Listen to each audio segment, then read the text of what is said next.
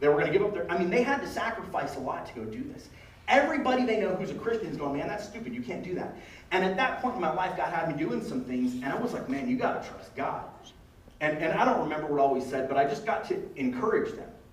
I love encouraging people. It's my favorite thing to do in the world. I love to encourage people. But I got to encourage them, and they ended up going and doing it, and it was amazing. And they're doing something else now. They did that for a few years, but, you know, there's no reason that car should have not ran, but that was God going, they need somebody who's going to encourage them to follow me. So then, okay, this one's good. Now, I talked a little bit about discipleship. February of 2011 is one of the most significant things that has ever happened in my life since I started following Jesus. I went to First Baptist for a really long time until I came over here and helped start this church. And I didn't, like when I came over here, it was my pastor's blessing. Scott Jones over there, man, I love the guy to death. He's the senior pastor at First Baptist. And when I told him, hey, this is what I feel like God's calling me to do, he goes, oh, you need to go do that.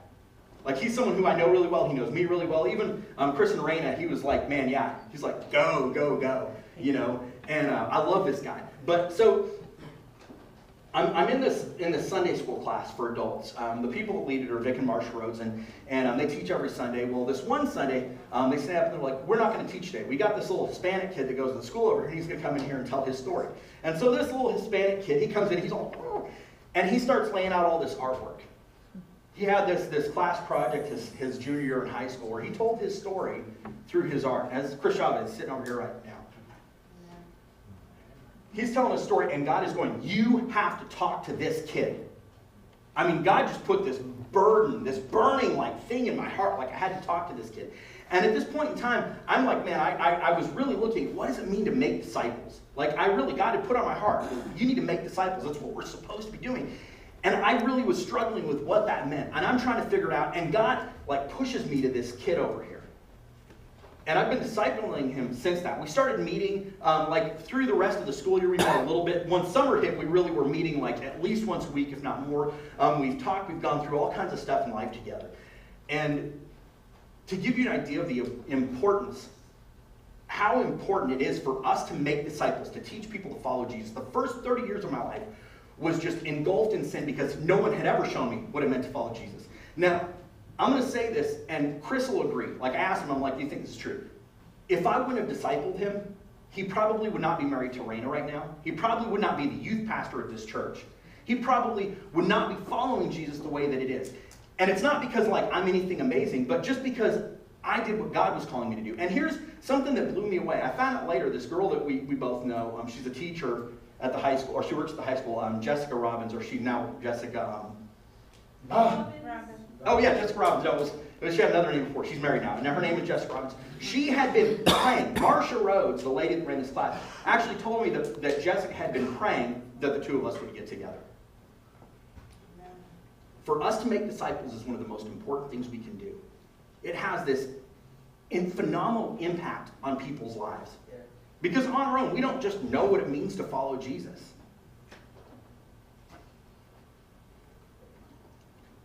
Okay, so I'll talk just a minute about my daughter. I'm almost done. I know I'm running out of time. I'm going to be done. I'll keep this in less than 15 minutes. Kind of 15 more minutes. Is that okay? Woo. All right. So my daughter, Abby, this is April of 2011, and she was in either second or third grade. Now, she had this friend who was from India and was a practicing Hindu. And Abby, one day, she had a Bible that had gotten torn up. She had a page from the book of John in it. And this girl was like looking in her backpack and saw it, and I don't know the whole story. They're kids, but I know that this girl, they started talking about religion and started talking about their different gods and stuff. And this girl, one of the things she was talking about is how she has millions of gods. Like, they have millions of gods. And she's prayed to all these different gods her whole life, and none of them have ever answered her. She feels like there's no connection. And so my daughter, one of the things that had happened that day was her dad had forgot to pack her lunch. And the thing is, if you're a Hindu, there's a whole lot of stuff you can't eat. They will go without food before they eat at the school because there's so much of the stuff there that goes against what they believe. And so this little girl is like, man, her dad had told her, I can't even bring you lunch because I can't get away from work. And so Abby's like, well, why don't you pray? And she's like, man, I've prayed to all these gods for my whole life, and none of them ever listen. I don't think they hear me. So my daughter, she says, well, why don't you go behind that tree? I don't know why behind the tree. She doesn't know, but she says, why don't you go behind the tree and pray to my God? Go pray to Jesus and ask him to bring you lunch. So she goes behind there 2 seconds, asks Jesus to get her lunch, and then her dad brought her lunch. And in her mind, this is a second grader that did this. Because she had seen God working in my life. And these stories I'm talking about, these are just a tiny, tiny, tiny fraction of what I've seen God do. And my kids hear these stories. And because she had heard what God had done in my life, she trusted God. And this little girl, for the first time in her life, for the first time in her life says, wow, your God is real. Your God actually heard my prayer. None of my gods have ever heard my prayer. Dude, so, okay, this is one of the coolest things God has ever done in my life. One of my favorite things ever. I've been playing the guitar for a long time. Not a long time, about 5 years now. And the first guitar that I bought was a Seagull. And it was kind of, one of my friends that runs the pawn shop over here, he gave me a hookup. The one that I got, it's about a $600 guitar. He let me have it. I gave him some extra tools that I had that were worth about $100, and so and so I got it for basically $100. And I mean, I love this guitar. It's gorgeous. It's this phenomenal guitar. And on Easter of 2011, I was still going to First Baptist, and my buddy Santos is on the worship team over there. And he didn't actually own a guitar. He'd been borrowing Eric Scott's guitar. Eric Scott is the worship leader over there. And on Easter, God is like, give Santos your guitar. And I'm like, what am I going to play? Because I didn't have money to go buy another guitar. I'm going, I don't have a guitar if I do this. And God is really, I'm just going, don't worry about it, I got it. And I'm going, I don't want to do this. Now, my wife at the time was at my sister's in Louisiana. Okay, and my sister got married the Sunday after Easter, and my wife had gone, spent out 2 weeks there just helping her get ready for the wedding and stuff. And before you do something like that, you talk to your spouse. When you don't have a lot of money and you're talking about giving away a $600 item, you talk to your wife. It makes marriage better. And so, so I really wrestled with it, and I didn't want to do it. But finally, I got to this point where I had seen God work so much, and I'm like, I have to trust God. If this is God telling me to do this, I have to do it. And so I decided, I think Tuesday, I was like, I'm going to do this. And so I called my wife Wednesday, and I tell her, hey, I think I'm supposed to give my guitar to Santos. And in my mind, I'm going, she's going to tell me I'm an idiot. She doesn't say that. She's like, yeah, you should do that. And I'm screaming in my head, right? I'm like, no, I don't want to do this, but okay, I'm going to do it. But then she tells me something. She says, your sister has a guitar she wants to give you, and she said it's really nice. And I've talked to my wife. When my sister told my wife that was when I decided I was going to call Santos and tell him that. Now here's the thing. Santos is one of the best guitar players I know. I mean, just phenomenally talented. And there's two guitars he's wanted it for forever. One is a Martin and the other is a Seagull. So I brought this as Brad said I needed visual aids, and this is a cool one I like. So this is actually the guitar that my sister gave me. This is a 1970 Epiphone. I love this thing. It's phenomenal. It's one of the first guitars that Epiphone made in Japan. They only made these for 2 years. They made guitars for 2 years in Japan and then shipped them all over, and they got really cheap and crummy. But it's one of the prettiest guitars I've ever seen. Anyways, so yeah. So, and one of the things that I learned from that is whenever God asks us to give something up or to sacrifice something, He always gives us something better. And that doesn't mean you give up something, He's going to give you the exact same thing. If you feel like God is telling you to give a car to someone, it doesn't mean God's going to give you a better car. You might just get to know God better or see God work or something. So I'm almost done. So, man, I just got so many cool things. I'm going to close this. I'm going to close with my buddy Matthias right here. Dude, I can't not talk about you. So I moved into this trailer, and I was living across the street from Matthias and his wife, Leonore. And God had just put on my heart one time, He was like, you got to go talk to this dude, Matthias. And I'm like, really? I'm like, okay, well, whatever. So I put it off, and I didn't see him. Well, one morning, it was on a Saturday. He's standing outside on his porch smoking a cigarette. And I was taking my trash out. I'm in my pajamas, and I'm like, okay, here it goes. So I go over and I start telling Matthias about Jesus. And, lots of people have different excuses why they can't come to Jesus. They come up with reasons.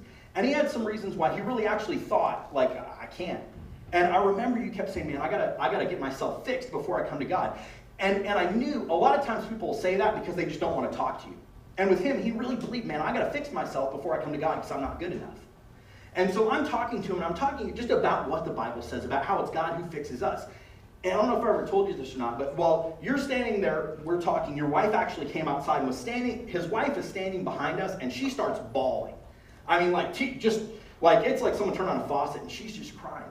And so he did get saved. Like, that day, he got saved. And his life, man, I am blown away at how different his life is. Like, good different, crazy good different. And after, you know, he gets saved and stuff, and his, okay. I lost that, but I'm just gonna. You guys can hear me? Yeah. Awesome. Okay. So afterwards, his wife was like, "Man, I was praying for this to happen." You know, and the thing is all I had to do was to trust God. I started following Jesus. I just told the story of you and Matthias. Of like, yeah, yeah. So, but there's so many amazing things that I have seen God do. I got to go to Africa one time on this mission trip, and we were in Africa, so we went on a safari. And one of the cool things that happened while we were there is we got chased by an elephant. We got too close to this mother elephant. She got mad and chased us. And then we were in a convertible van with no top on it. And this, in the middle of the day, and our tour guide freaked out because lions are not out there where we were in the middle of the day. They sleep all day long. They're never up. But we saw a bunch of lions, and this one male lion gets and walks in front of our van and is like looking at us the whole time like we're a people buffet. I'm like, coolest thing ever, but like scary. I mean, you know. But so here's the thing. I've seen the most amazing things following Jesus. And the thing is God doesn't use us because we're like amazing super Christians. He doesn't use us because we're good enough. He doesn't use us because of anything we bring to the table. All he's looking for is us to follow Jesus and have faith. And then he does these ridiculous things that blow me away. And so, you know, like, I am not, like, Brad's a pastor. I'm not a pastor. I've never been ordained. I do have some of my friends that asked me to marry him, and I have to get ordained for that, because I'm not going to not do that. They're really good friends. But God will use anybody that will follow Jesus. And that's what he's looking for us, from us, is just for us to follow Jesus. And so Brad's going to come up here in a minute and kind of close out and stuff.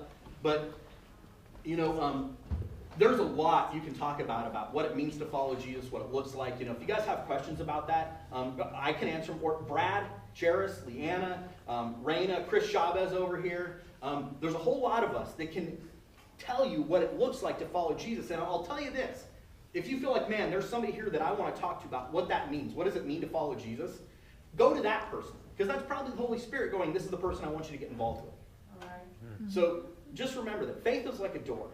Look at what God has done in your life and just trust him going forward. You may not be able to see what's coming, but God's already there. So.